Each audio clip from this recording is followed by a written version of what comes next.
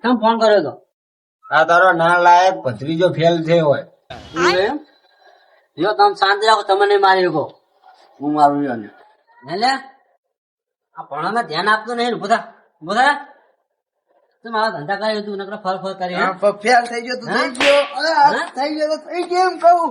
લે, પણ ફેલ થઈ ગયો તો થઈ ગયો. આ ભણવામાં ધ્યાન આપતો હોય તો હે લે, હા? લે. એ ઉપર ઓલા કાકા કરો ઓછો મારે.